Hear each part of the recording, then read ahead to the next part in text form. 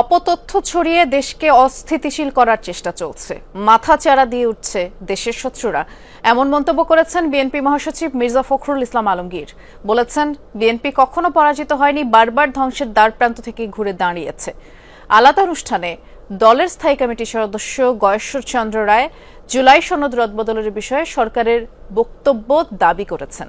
বিজলি কেবলসের skin coated insulation আগুন প্রতিরোধী। বিজলি cables, নিরাপদ আজীবন। ৭ নভেম্বর বিপ্লব ও সংহতি দিবস এবার ঘটা করে উদযাপনের প্রস্তুতি নিয়েছে বিএনপি।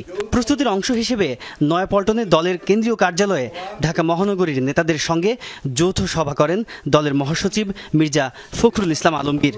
সভা শেষে তিনি ৭ নভেম্বর উপলক্ষে 10 দিনের কর্মসূচি ঘোষণা করেন।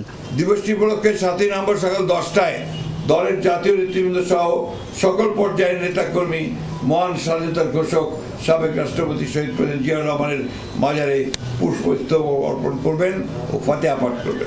এ সময় বিএনপি মহাসচিব বলেন, দেশে নৈরাজ্য সৃষ্টির অপচেষ্টা চলছে, ফেসবুকে ছড়ানো হচ্ছে নানা অপতথ্য।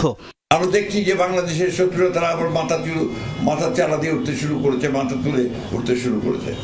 আমরা দেখছি যতই সময় যাচ্ছে ততই বাংলাদেশে একটা অ্যানার্কিক সিচুয়েশন, একটা পুরোপুরি একটা নৈরাজ্য সৃষ্টি করার অপচেষ্টা চলছে।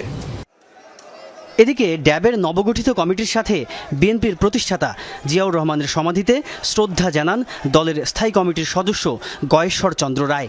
এ সময় তিনি জুলাই সনদ নিয়ে সরকারের ভূমিকার সমালোচনা করেন। দফাগুলির মধ্যে যা ছিল তার মধ্যে কোনো জায়গায় রদবদল, কোনো নতুনত্ব, যেমন পিয়ার সিস্টেম ছিল, পিয়ার সিস্টেম এখানে যোগ করছে। প্রধান উপদেষ্টা যে সাক্ষাৎ করছে তিনি এই ব্যাপারে কিছু বলবেন, অর্থাৎ সরকার বলবেন। এখনও তারা নীরব আছেন। আমরা আমাদের বক্তব্যগুলি জনসম্মুখে প্রকাশ করছি। গয়েশ্বর রায় বলেন, আইন শৃঙ্খলা বাহিনী যথাযথভাবে দায়িত্ব পালন করলে জাতীয় নির্বাচন সুষ্ঠু করা সম্ভব। তাজনুর ইসলাম, যমুনা নিউজ, ঢাকা।